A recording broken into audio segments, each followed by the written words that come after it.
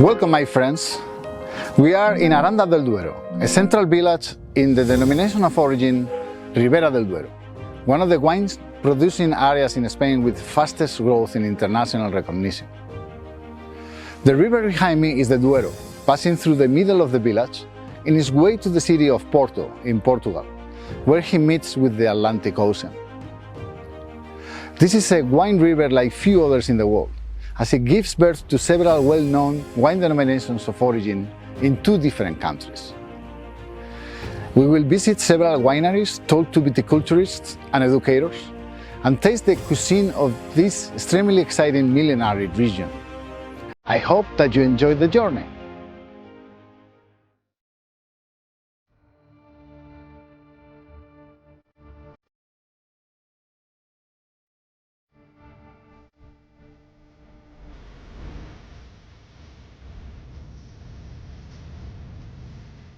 Ribera del Duero is located in the autonomous community of Castilla y León. Ribera means riverside, hence Ribera del Duero is the Duero's riverside. Indeed, the DO follows the River Duero for more than 100 kilometers from the province of Soria in the east to the province of Valladolid in the west, passing through the provinces of Segovia and Burgos, the latter hosting most of the area under vine of the DO.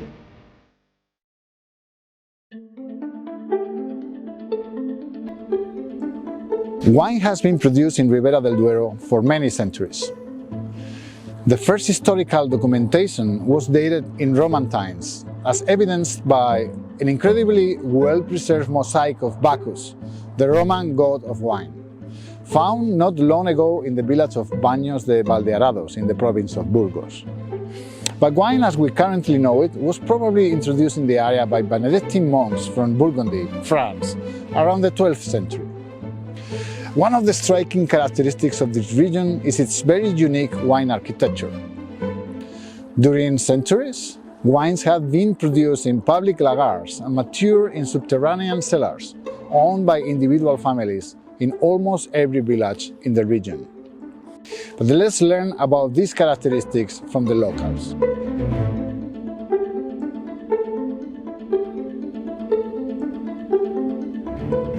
I'm here with Nacho Rincón, who is a viticulturist of Ribera del Duero.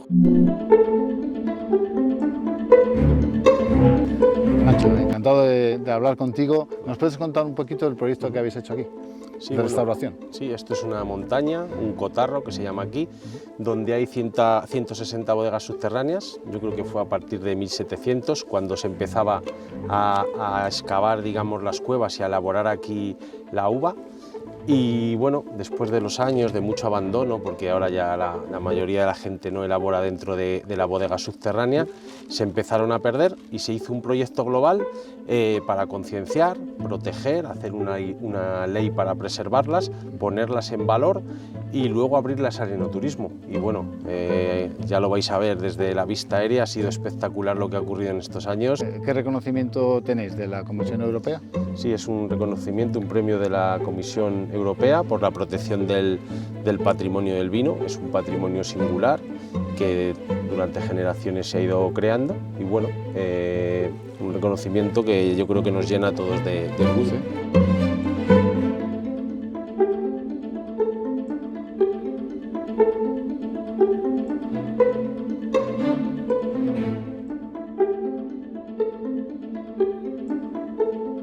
are with Jorge and Hernán Arandilla, who are the owners of Bodega Tres Piedras here in Fuentesen, in Ribera del Duero. And they're going to explain us how the whole process of elaborating wine from after the harvest all the way into where they put the wine down into these subterranean cellars happens. Hola, ¿cómo estáis? Buenos días.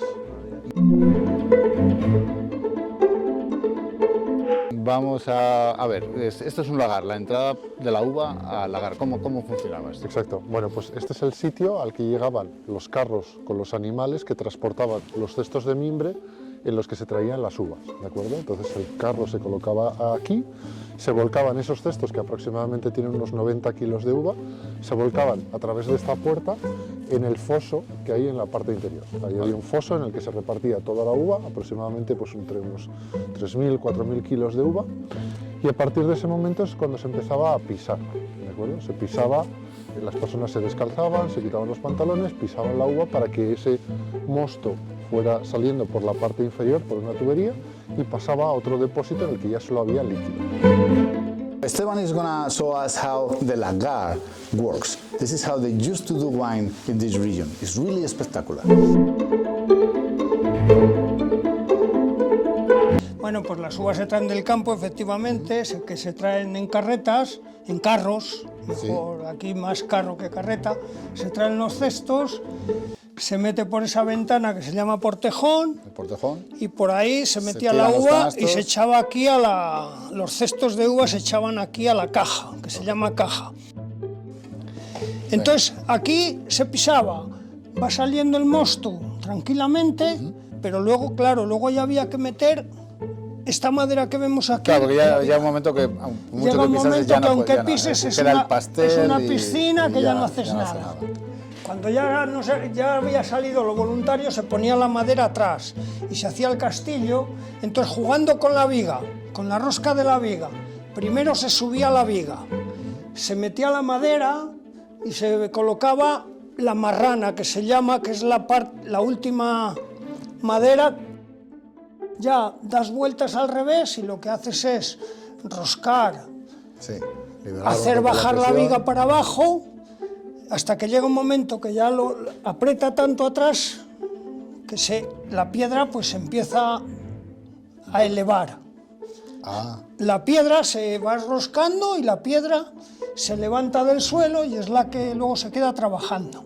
ok. En dos personas, Pues ayúdame. ya, yo te ayudo. Venga. Esto se va girando la viga, va apretando la uva, va apretando la uva. O sea, según lo que estamos haciendo ahora, ya está apretando. Sí, la estamos apretando. Y llega un momento.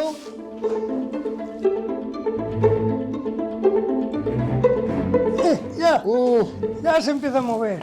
Grábala si quieres. Grábala. Ya se eleva la piedra, se sigue dando vueltas despacito, Sí, porque cuesta ya. se sigue dando vueltas. Vale, la podemos dejar ahí si quieres ya, ¿eh? Ya se ve. Claro, y ahí se queda. Entonces esto se sigue dando vueltas y se levanta lo que quieras. Claro, porque Entonces, cuanto más levantes, más tarda en bajar. Toda la pasta que has dejado allí, Sí. esto imagínate las toneladas de... Se dejaba por la noche trabajando, venías por la mañana, la piedra se había sentado Claro. y te Entonces, había otra sacado misma todo el operación, caldo. claro. ¿Qué había que hacer? Había que aflojar, volver a subir la viga, quitar toda la madera, Y ponerlo otra vez. picar la uva, remontarlo de los costados, cortar, que se llama, se hacía como una torta, se cortaba, se amontonaba la uva de los lados Y otra vez la misma. y otra vez a poner la madera y otra vez a prensar. Después lo que se hacía es que se cargaba ese líquido dentro de las pieles de cabritos, de cabras pequeñas, que se cosían de forma que quedaran herméticas, se llenaban de mosto y eso se bajaba por las escaleras hasta la bodega. A la bodega que la vamos a visitar ahora. Exacto. Y esos eran las pellejas. Esos eran las pellejas. Muy bien, pues vamos a ver la bodega. Vámonos. Bueno, pues esta es la bodega, ¿no?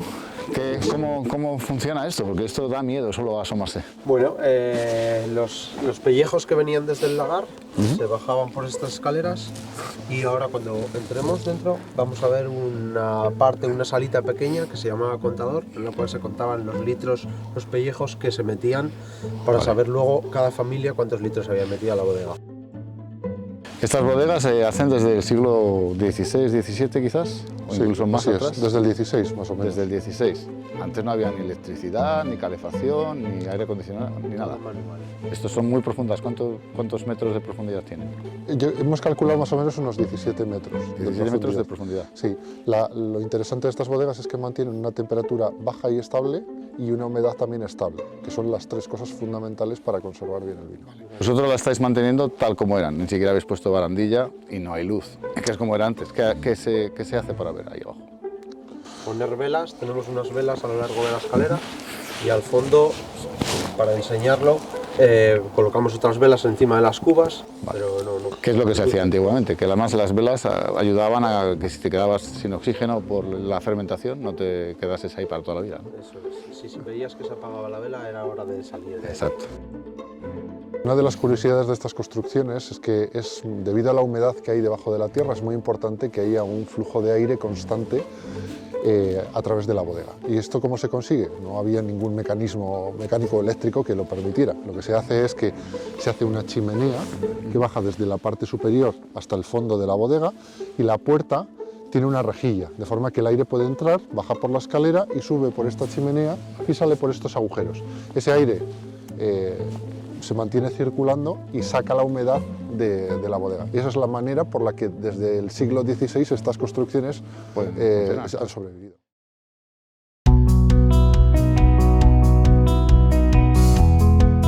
We are with Alberto Tobes, who is the Director of Experimentation here in the Regulatory Council of Ribera del Duero. Alberto, gracias por recibirme. Encantados de recibiros aquí en nuestra casa. Aquí el clima es muy específico, es muy extremo, muy frío en invierno, muy seco. Eso os ayudará porque no hay mucha presión de enfermedades. Hay muchas o varias denominaciones en España, por ejemplo, pienso en el Penedés, que se quieren volver ecológicas. Y es un poco también lo que me estabas diciendo de aquí, ¿no? Que es un poco lo que ya están haciendo los bodegueros y viticultores ahí. ¿Qué planes tenéis en ese sentido, si es que tenéis alguno, o a lo mejor ni siquiera es necesario? No, porque aquí no es necesario. Aquí tenemos unas precipitaciones medias de 397 litros al año. O sea, nos encontramos en un clima semiárido. Sí. Las precipitaciones y la humedad, que siempre es muy baja, hace que las enfermedades fúngicas, que son los principales problemas de la uva, apenas estén presentes. No hay mucha lluvia, ¿se permite irrigación?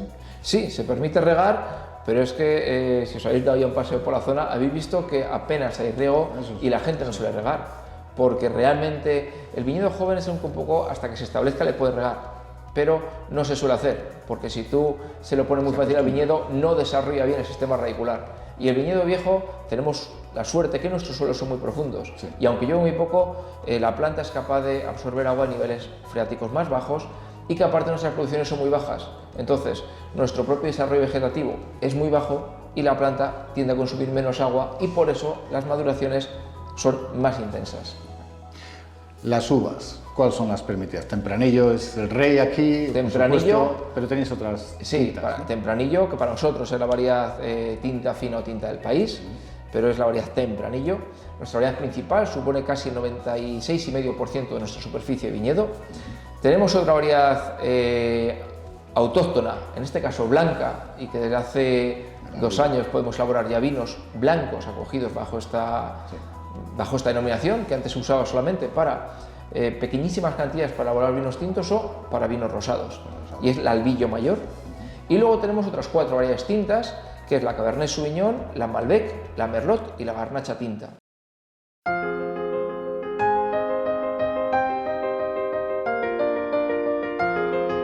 In this section, we will cover characteristics of the climate, geology and soils of Ribera del Duero that strongly mark the character of the wines produced in this area.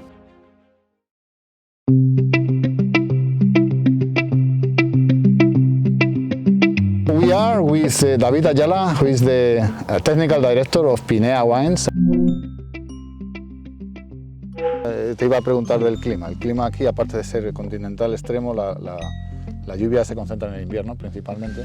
Bueno, invierno y primavera. Primavera, ok. Entre esas dos estaciones es lo más fuerte. Luego los veranos son bastante secos y el otoño, bueno, pues sí, también llueve, pero algo menos. Ribera del Duero, Burgos, Valladolid, son las zonas más frías de España. ¿Cómo moldea este clima tan extremo, tan frío en invierno, con heladas muchos días, el vino, la uva que se da aquí, el tempranillo? ¿Qué características? Sí, lo importante es el frío, pero ya no tanto el frío, porque hay muchas zonas frías en el mundo, ¿no? Más que eso es lo que se llama la amplitud térmica, que es la diferencia de temperatura que llega a haber de la noche al día, Sí. tanto en invierno como en verano como en primavera. Que puede oscilar hasta 20 grados. Sí, puede llegar a haber 20 grados de diferencia desde la noche al día. Claro, eso te mantiene la acidez de la uva, Sí, con un mantiene, crecimiento un poco más largo. efectivamente, mantiene que haya frescura, haya acidez, porque todo ese calor y ese exceso de gasto de energía que hacen durante el día con la fotosíntesis, pues cuando hay mucha sequía y mucho calor, luego por la noche las plantas se recuperan, haciendo que nuestras viñas saquen una carga polifenólica en las uvas de mucha intensidad, que luego se ve reflejado en las copas.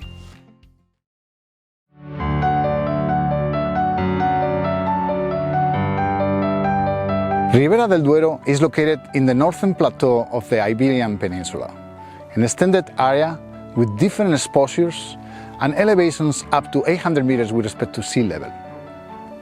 It is a sedimentary valley with a series of geological layers exposed from the continuous erosion by the River Duero, leading to a high complexity of soil compositions across the DO. Soils differentiate from moving down the river, predominantly red sandy silk and clay, like this one, with the concentration of sand increasing towards the west. Let's see what the viticulturists have to say about Ribera soils. Esto es una zona plana, pero realmente si se ve al final está ondulada, no es plana. Entonces supongo que los aspectos aquí, si tienes una viña en un sitio tan frío, si tienes una viña mirando al sur, tienes mucho más calor que al revés, ¿no? ¿Eso es importante? Sí, es muy importante. Se buscan dos cosas. Primero, estamos en una zona en la que tenemos un río que pasa por aquí al lado, que es el Duero, y en este caso un afluente que es el Riaza, que es la zona baja, y tenemos una zona de páramo.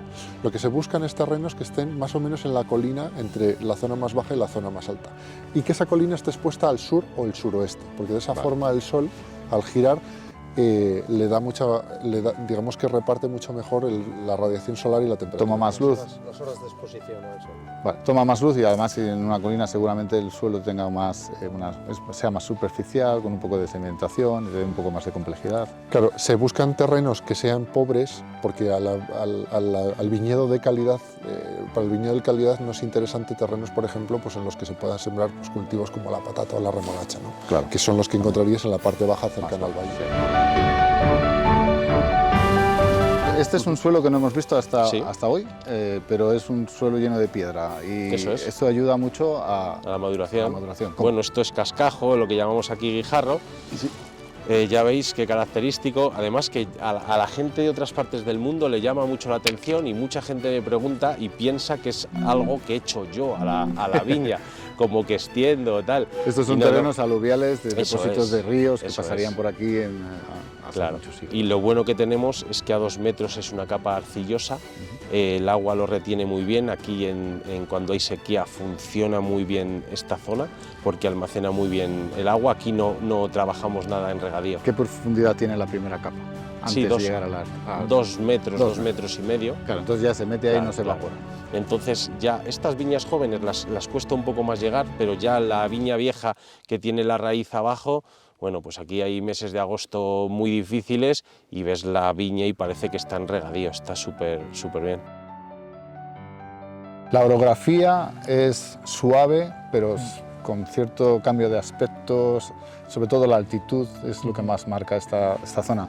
Eso hace que pues, el trabajo sea más fácil que en otras zonas más empinadas, ¿no? Por ejemplo, como el Priorat o el Mosel en Alemania. Sí, la orografía es más o menos plana, sí que hay pequeñas irregularidades y zonas, pero se trabaja de manera fácil. El suelo, este es arcilloso, bueno, ve claramente que se puede deshacer, ¿no? Completamente. ¿Qué profundidad tiene? ¿Tiene mucha profundidad? Esta parcela es arcillosa, como se puede ver, pero no, la profundidad no es muy grande. El suelo agrícola, el primer estrato, es de unos 50 centímetros. Luego podemos ver que tenemos como una pequeña calicata y verás que el subsuelo es todo roca madre calcárea, que es lo que nos da la personalidad en la Ribera del Duero. We are with Pablo Calleja, who is a family owner of Bodegas Honorato Calleja. Peculiar about this winery is the fact that it's actually not within the limits of the denomination of origin Ribera del Duero, although they have vineyards inside, but they follow the same approaches, and we're very interested to know about them because they're in a place that is to the west end of the Ribera del Duero, and this is slightly different than the east end, and it's just nice to see how things are done here. So, Pablo, oye, muchas gracias por recibirnos.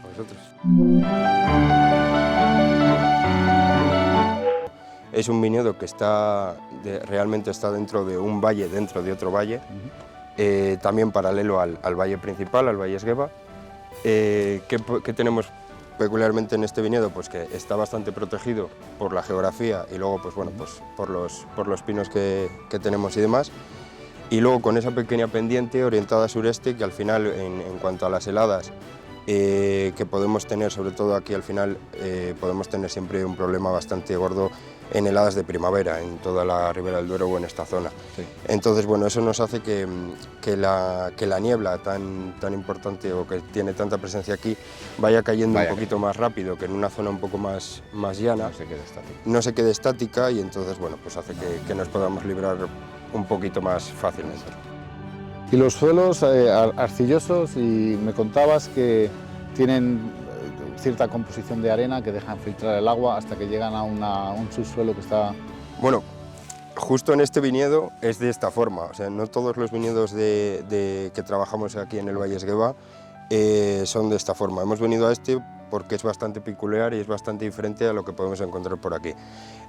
Tenemos una textura bastante arenosa para lo que podemos encontrar aquí, no llegamos a esa arena de toro, que puede ser obviamente, pero tenemos una arcilla general con una textura de arena en el suelo, y en el subsuelo ya vamos a encontrar una arcilla calcárea.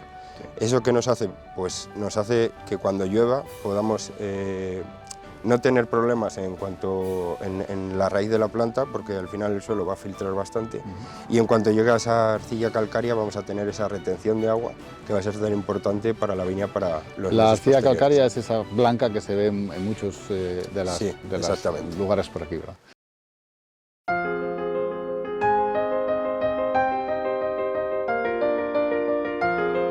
Ribera del Duero is not particularly close to any major capital of Spain. The abandonment of rural areas in the last part of the 20th century had a strong impact on grape growing, as many vineyards had to be abandoned due to the lack of qualified labor.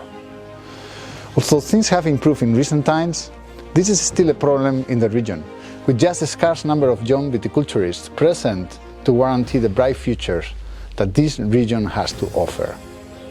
We had visited the Enology School San Gabriel, where they train the next generation of viticulturists and winemakers of Ribera del Duero.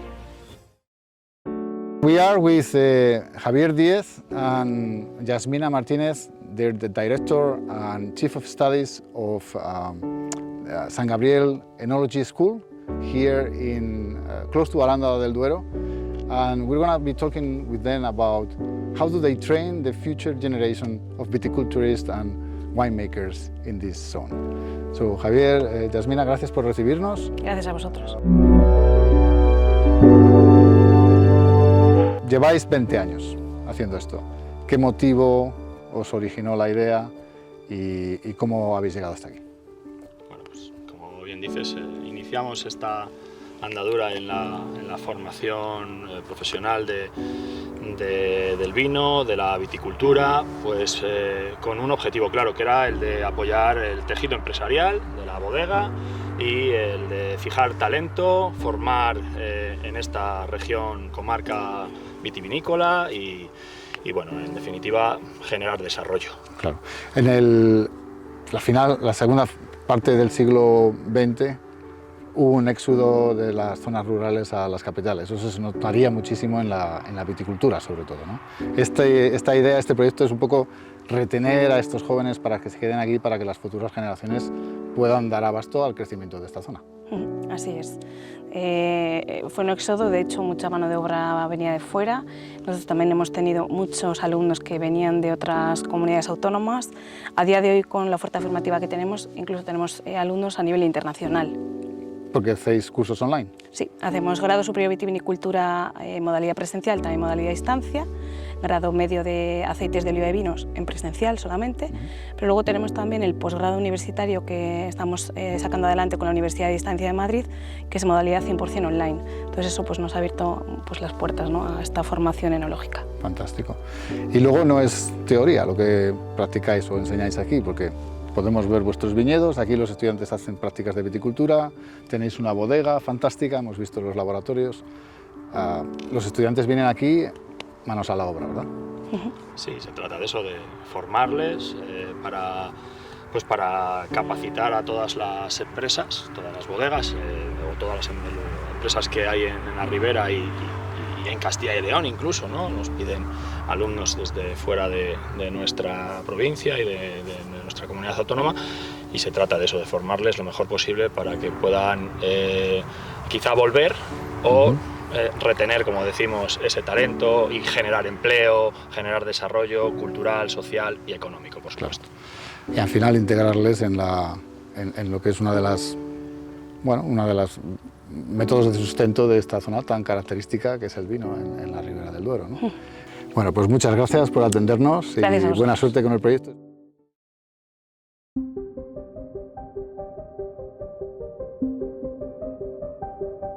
The gentle orography around the river in Ribera del Duero and the sedimentary nature of its terrains translate to vineyards located in areas with easy access and relatively easy to mechanize. The arid nature of the region also presents a low disease pressure, and the elevated hours of sunlight across the year provide sufficient energy for successful growth of the vine. Still, the challenge for the viticulturist of Ribera del Duero is the climate. Short, hot summers and extremely cold winters, with drastic, sometimes unexpected changes in temperature across the season. Me hablabas de cubiertas vegetales, aquí no hay, pero sí, las usáis, ¿no?, a menudo en vuestros viñedos. Sí, al final, mira, por ejemplo, este es un caso que estamos, digamos, en una fase en la que estamos de intercambio. En un futuro podrá tenerla o no, dependiendo de cómo vayamos viéndolo, pero sí, en otros viñedos sí que trabajamos con esas cubiertas vegetales. Trabajamos sobre todo con las cubiertas vegetales espontáneas. Nos parece bastante interesante porque al final, si hablamos de un terruño real o de una biodiversidad real en una parcela, al final lo espontáneo es lo natural. Entonces vamos a ir trabajando eso. Sí, que salga espontáneo, pero trabajando lo espontáneo. No significa que los viñedos vayan a estar sucios, no significa que los viñedos vayan a estar mal cuidados, no, simplemente vamos a trabajar eso. Pero al final se incorpora al suelo, ¿no? Porque... Sí, al final nosotros vamos trabajando esa cubierta, la vamos desbrozando dependiendo del momento del año. Siempre vamos a buscar el momento oportuno para que la cubierta vaya siguiendo estando viva, y en otros momentos nos va a interesar cortarla un poquito más abajo y dejarla que se muera. Por ejemplo, en la época un poquito más de maduración, en agosto o demás, trabajamos con un corte más abajo para dejarla agostada completamente. Entonces que la cubierta, digamos, que se muera. Sí.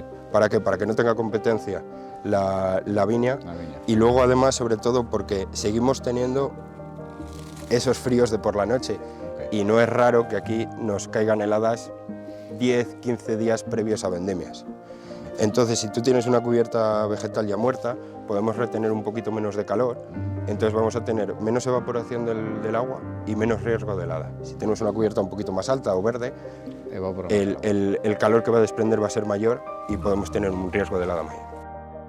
Vuestra bodega se caracteriza por un quehacer artesanal, tradicional, no artesanal, tradicional. Tratamos de recuperar la viticultura original, una viticultura respetuosa, ecológica, en la que no se utilizan herbicidas ni pesticidas, en la que se utiliza mucho trabajo manual, porque queremos que la gente conozca la viña y que la cuide y la mime y sepa cuándo ocurre algo y esté alerta. Hay muy poca mecanización. Queremos que todos los abonos que hay en el viñedo sean naturales, provengan de la propia viña, pues de restos de podas, de toda la cubierta vegetal que se entierra, de abonos que provienen de estiércoles de ovejas y de vacas. Que huele, que están aquí al lado.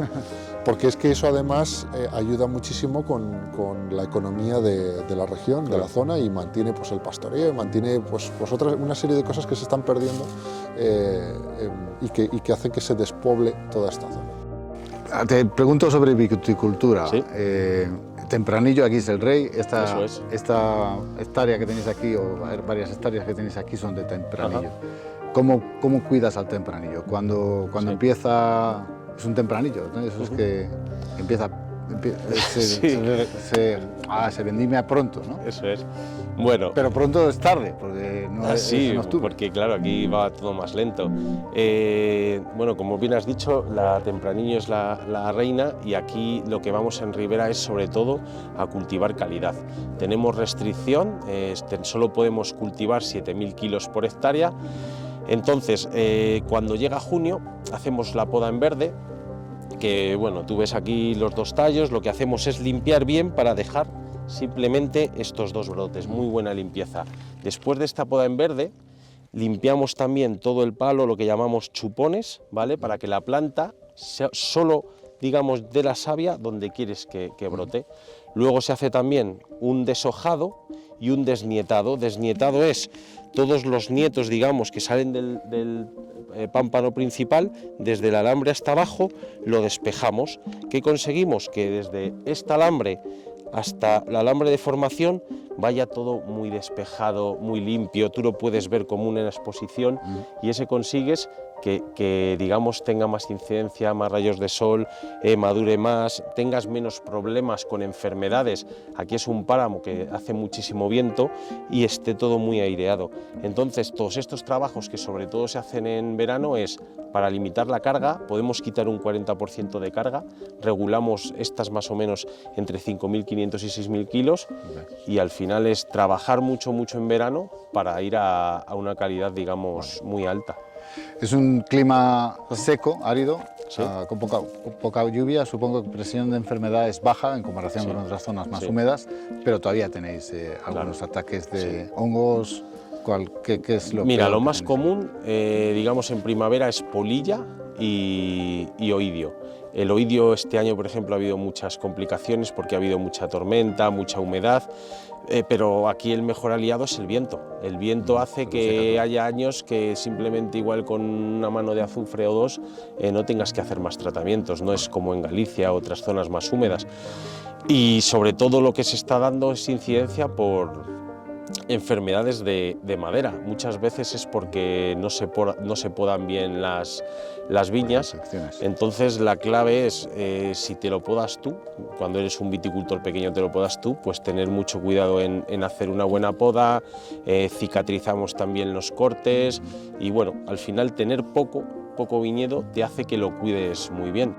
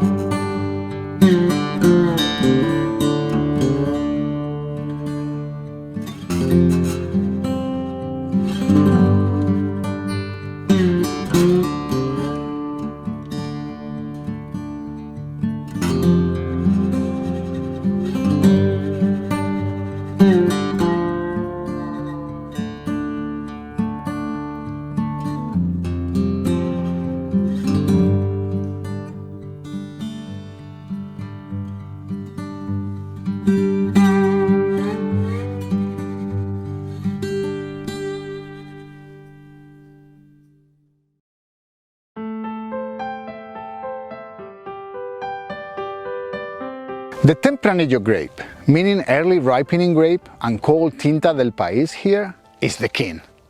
Its early ripening ensures harvest before the hard winter hits at the end of the growing season. It has adapted particularly well to this area and developed unique characteristics that differentiate it from those found in other areas of Spain, such as Rioja. In particular, it presents a thick skin, which is responsible for very age-worthy wines.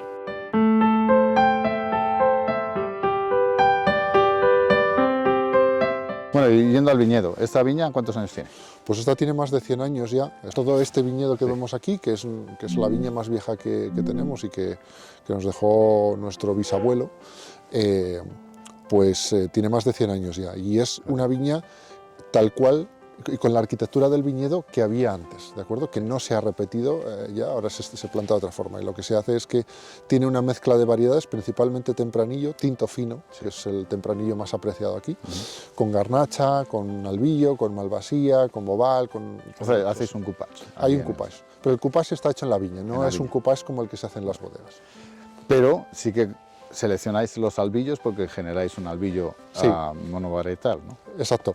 En este caso no, en este caso lo mezclamos todo para hacer un vino concreto, pero con el resto de viñedos que tenemos de este estilo lo que hacemos es recuperar el albillo por un lado y con eso elaboramos un vino blanco muy especial. Y la viña centenaria, claro, da menos producción, concentra más los sabores, los azúcares, todo un poco los... Sí, es aproximadamente entre 6 y 7 veces menos de producción que una viña normal, ¿de acuerdo? Que una viña normal de ribera que ya tiene una producción muy baja. O sea, es una producción ridícula. Eso unido al clon original que había en estos viñedos, que es muy interesante, pues hace que los vinos sean muy distintos.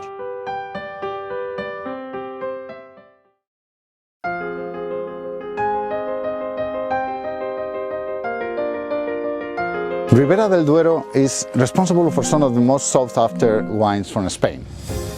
It hosts a new generation of viticulturists and winemakers that are pushing wine production to unseen levels of quality and uniqueness.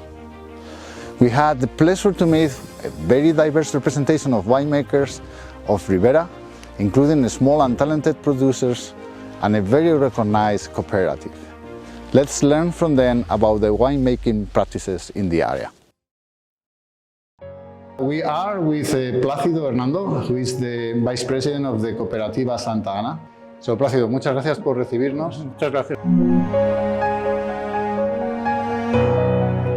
Esto es una cooperativa que lleva 60 años en funcionamiento. Sí, claro que sí. Coincide quizás con esa parte de la historia de Burgos, o de la zona de Ribera del Duero en particular, en la que hubo ese éxodo masivo de gente de las zonas rurales a las ciudades. Bueno, el éxodo masivo y también la dificultad para elaborar el vino en los antiguos lagares. Una de las cosas que me llama mucho la atención es que vendéis, esa cooperativa San Leminos, que se venden muy asequibles, por menos de 10 euros, pero son viñedos centenarios. Sí, pero el comercio y la elaboración cuesta mucho. Sí.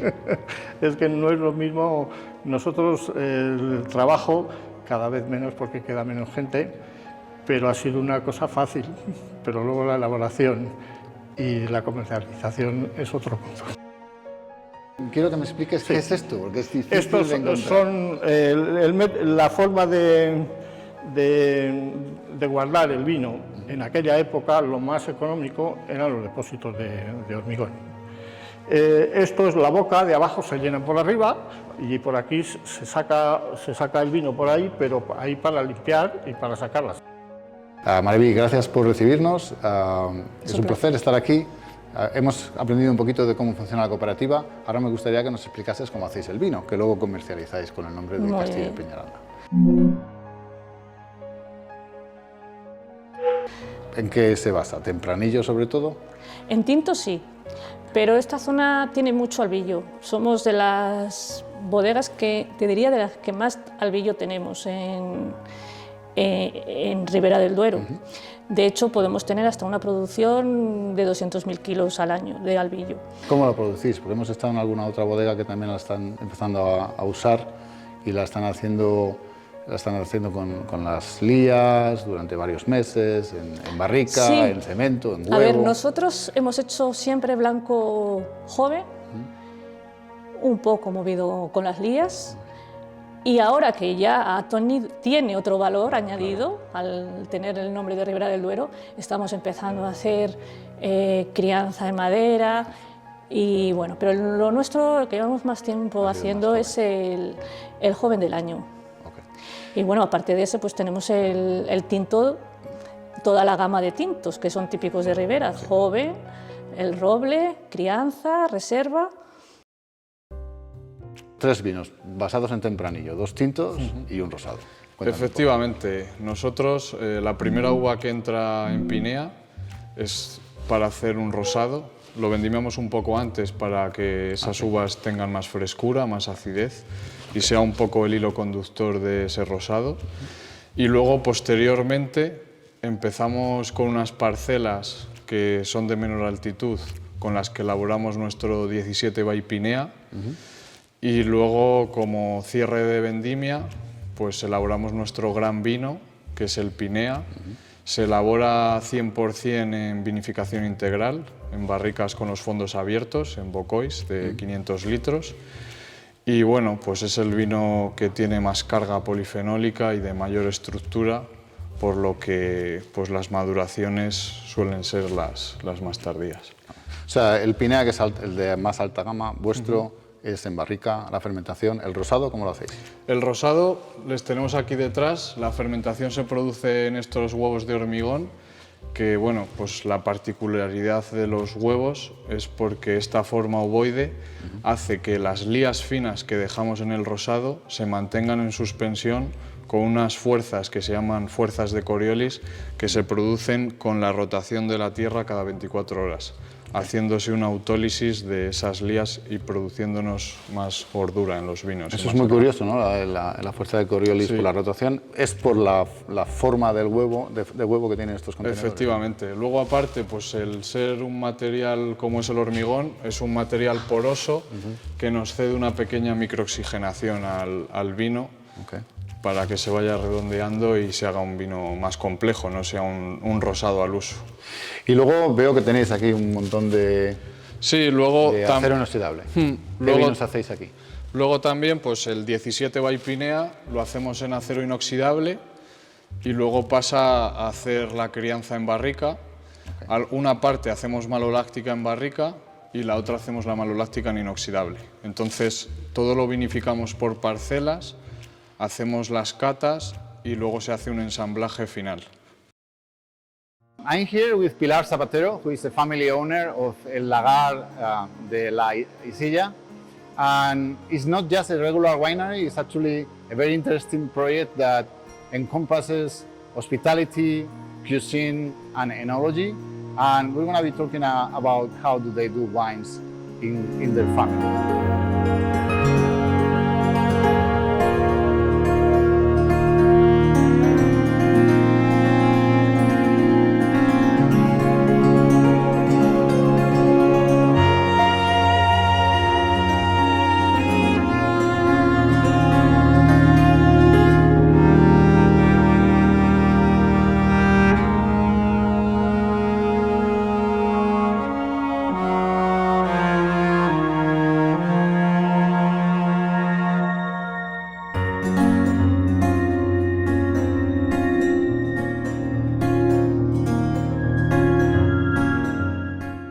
Hola, Pilar, encantado. Tenéis la familia una tradición muy larga de restauración. Del restaurante vuestro de Aranda es uno de los más famosos, donde se prepara el cordero asado, quizás uno de los más famosos del norte de España. ¿Cómo pasasteis de hacer asado a preparar vino? Bueno, pues mi abuelo en realidad con mi padre siempre habían elaborado vino. Aquí tenemos las bodegas subterráneas en Aranda del Duero y de ahí pues quisimos darle esa calidad de estar en el Consejo Regulador de Ribera del Duero, ¿no? Para que el vino de la casa del restaurante fuera de entre los mejores, ¿no? Entonces fuimos elaborando en la bodega del siglo XV 3.000 botellas, en el 95 ya dimos de alta todo. Y poquito a poco, cada año un poquito más de vino, hasta que en el año 2000 nos vemos en la tesitura de que tenemos que venirnos a una bodega de elaboración a pie de tierra. Porque el objetivo principal era hacer vino para vuestro restaurante, para los clientes de vuestro restaurante. Sí, no, o sea, a mi padre siempre le había gustado el vino y esta es su pasión, con lo cual pues al final dices, bueno, tener un vino que sea, sabes que el vino de la casa siempre pues como que te ponen un jarrillo de vino y nosotros no queríamos eso, queríamos poner un vino y que fuera de Ribera del Duero y que ese márchamo de calidad le acompañara. Entonces, pues ya una vez que te pones a elaborar más y lo mandas a concursos, te dan premios a nivel internacional y ves que el vino gusta, pues ya un poquito, poco a poco, pues nos vimos en hacer 300.000 botellas. Y no es solo para el restaurante, o sea, también vendemos a mercado nacional, internacional, con lo cual, pues, bueno. Háblame del albillo. Aquí lo fermentáis en hormigón, en tinaja... Eso es. La variedad albillo ha sido completamente, digamos, un experimento desde el principio, ¿no? Elaborarla y demás. Ahora mismo es la reina de Ribera. Nosotros particularmente en nuestra bodega quisimos darle el toque de huevo de hormigón y tina de gres. Digamos que la elaboración no es toda 100% así, sino que una parte va en barrica, otra en huevo, otra en tina y otra en damajuana. Con lo cual lo que hacemos es al final mezclarle para generar esa untuosidad. La variedad albillo es más plana, que en la zona estamos acostumbrados casi a la verdejo, que es la que se iba a buscar, ¿no? Porque aquí no teníamos blancos. Claro. Entonces esa que tenía tanta, que es tan intensa, ¿no? Pues esta la dejaba más plana. Estamos en vuestra bodega y me vas a explicar un poquito el proceso de fermentación, pero sobre todo estoy interesado en que me expliques bien a todo el mundo cómo funciona el remontado por gravedad de esta manera tan ingeniosa. Bueno, esto que tenemos aquí se llama OVI, objeto volador identificado. y nada, bueno, pues a la hora de elaborar, cuando la uva viene del campo, despalillamos, tenemos unos días de maceración en frío, comprada en frío y demás. Luego ya empezamos, cuando empieza la fermentación hay que empezar con los remontados y bueno, nosotros apostamos por remontar por gravedad. ¿Por qué? Porque al final va a haber un trato mayor, un poquito más de respeto o bastante más de respeto a la materia prima, a las uvas y obviamente pues difiere mucho de que haya una bomba con unas aletas o con una presión golpeando directamente la materia prima, ya sean las pieles, los ollejos o ya sean las pepitas, que ya pues podemos tener problemas a la hora de que nos salgan herbores en los vinos a la hora de elaborar. ¿Y cómo lo consigues? Entonces lo que hacemos aquí, pues lo que hacemos es sacar de limpios, que denominamos limpios y sucios. Se saca de limpios cuando está fermentando, se llena el depósito entero, le subimos con el puente grúa, le ponemos en la parte de arriba y nada, simplemente abrimos de golpe y de repente pues caen un montón de litros, caen unos 800 litros de golpe, hace que todo el depósito se mueva y se mezcle y se homogenee de forma rápida. Además de ese trato bueno que le va a dar a la materia prima, vamos a tener un golpe de oxigenación para que las levaduras vayan fermentando correctamente y tengan esa vida que tienen que tener para que no tener problemas en fermentación. Y nada, y al final es eso, también ese golpe a un metro y medio que se puede dar en el contraste, pues va a hacer que la extracción sea un poquito mayor, porque al final esos ollejos se van gastando, se van desprendiendo y tenemos una extracción un poquito mayor. Bueno, pues esta es la bodega de mi abuelo, la de toda la vida de casa.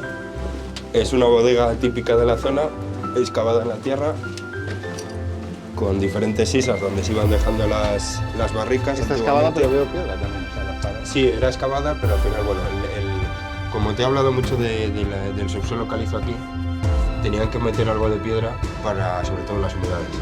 Entonces, bueno, para intentar que no fuera a cara descubierta.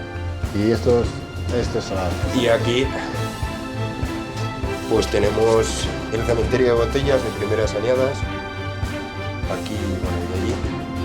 En la que, bueno, por ejemplo, tenemos el 2011 de Honorato, la primera añada de Honorato. Este es el reserva. Exacto.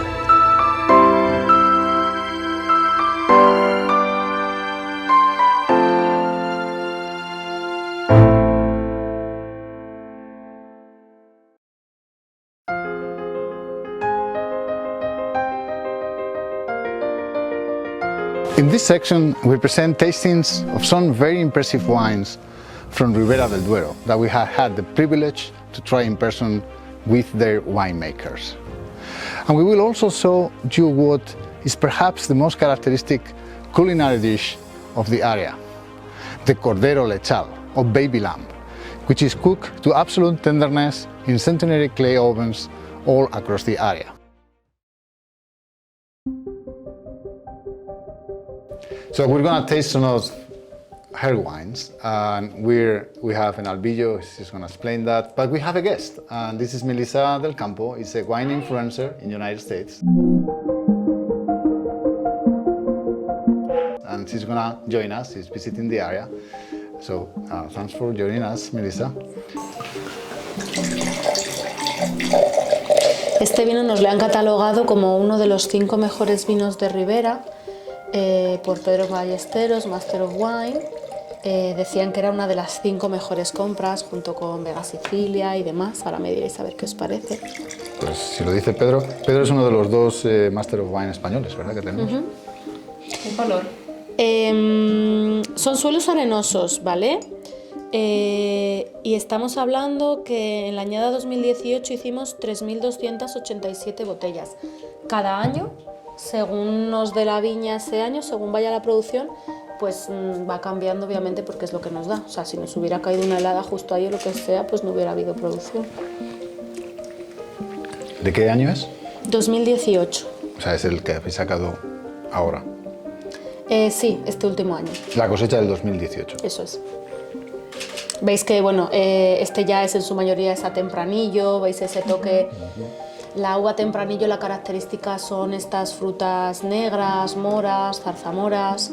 Vemos que tiene ese toque láctico de la elaboración. Se nota el roble también. Sí, esa madera muy sutil, ¿no? Son barricas de 300 y 400 litros. Bueno, Pilar, muchas gracias. Tus vinos son fantásticos, vuestros vinos Gracias son a fantásticos. vosotros. Gracias por todo la... No solo vamos a hacer tasting de los vinos de La Isilla, sino que vamos a probar su Cordero Lechal, que es una de las comidas más típicas de esta provincia de Burgos y yo diría, lo extendería al norte de España.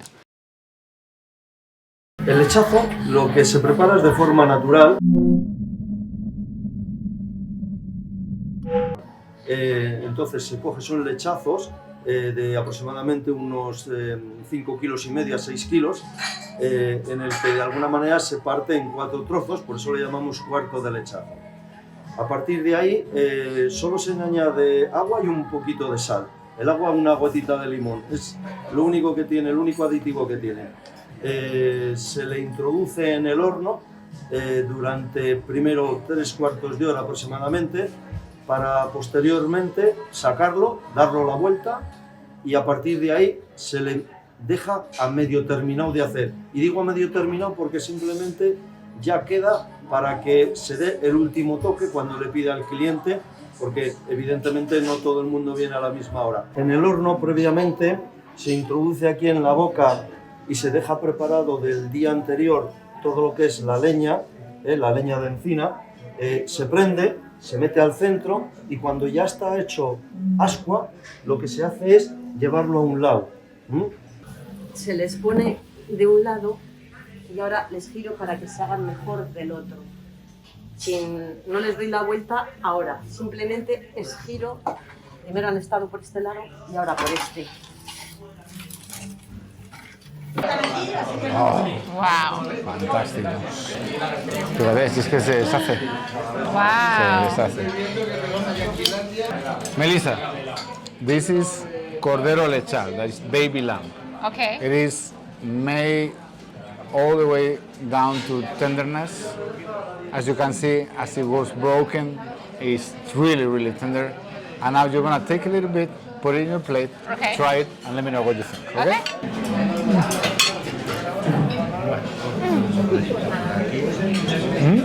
Tender? Tender, soft, flavorish. All right. Wow. Just accompanied with a Ribera. Cheers.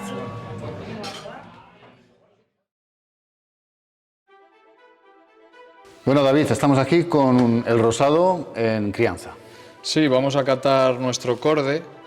Es un viño que es un guiño a los claretes que se elaboraban en esta tierra durante toda su historia. Y bueno, pues queríamos darle un homenaje a ese vino de esta tierra, que siempre ha sido el primero, lo que pasa que elaborándolo pues con técnicas un poco más sofisticadas. Que huele desde aquí. Sí. Melissa, ¿a qué te huele? Todo frutas, fresas, cerezas.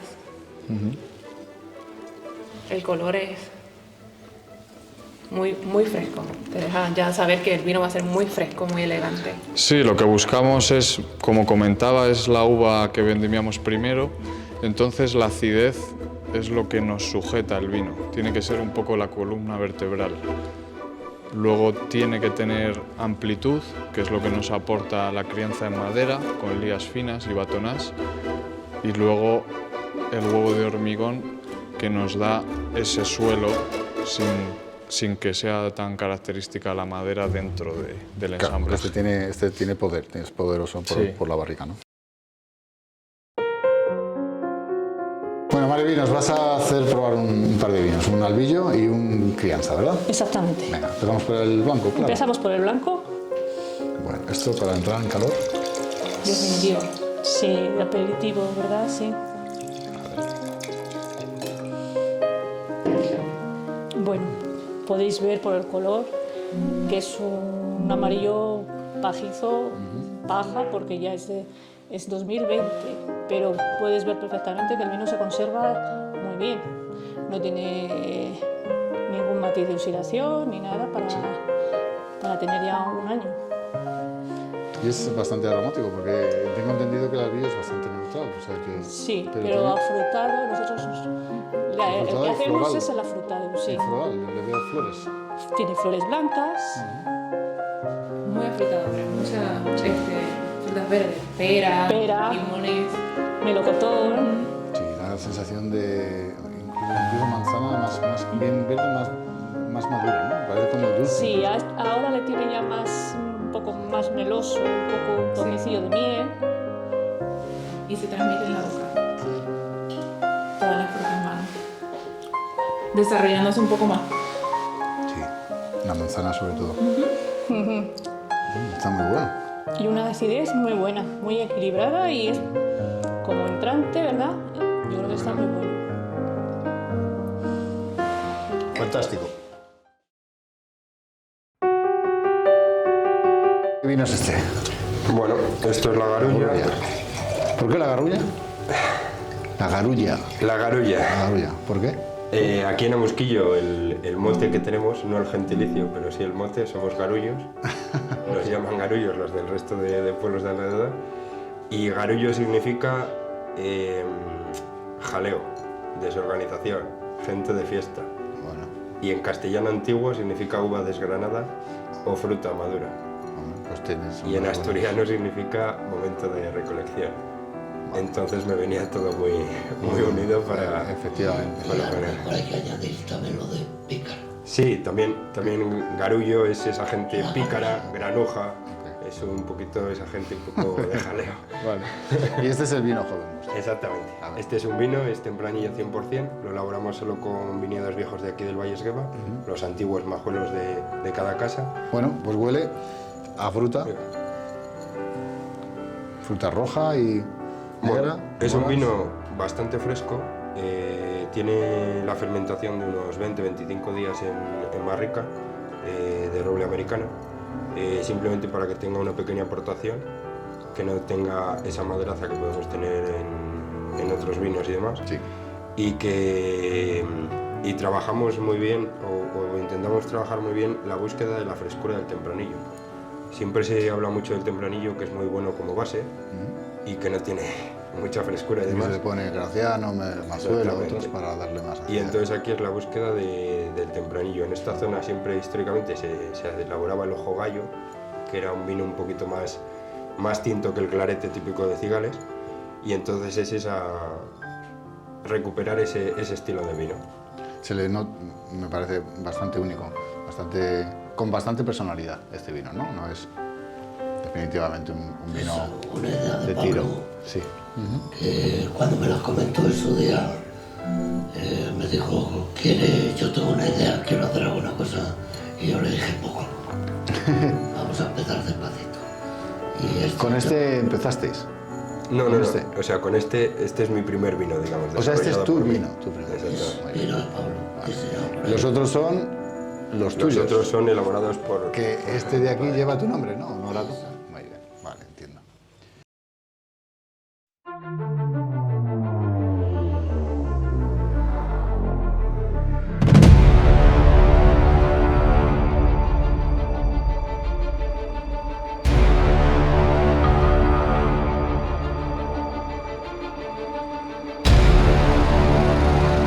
Bueno, aquí estamos a probar vuestros vinos.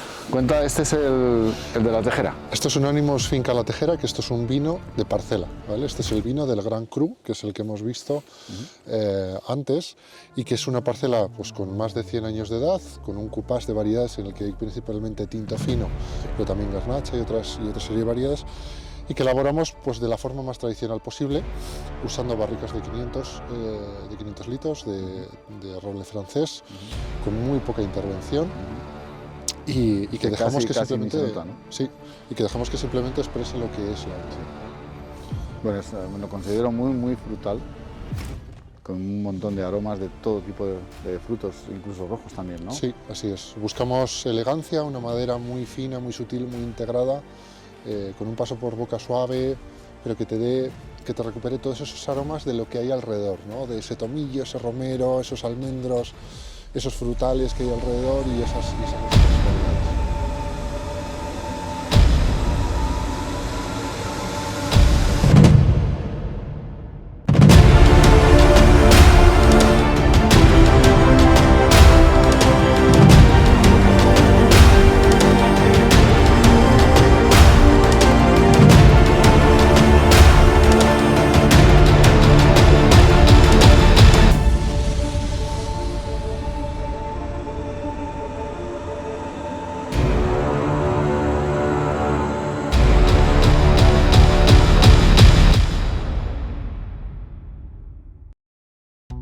The visit to Ribera del Duero has been fascinating. It has also been cold, but its impressive wines make one forget about the freezing winter temperatures. This is definitively an area to visit.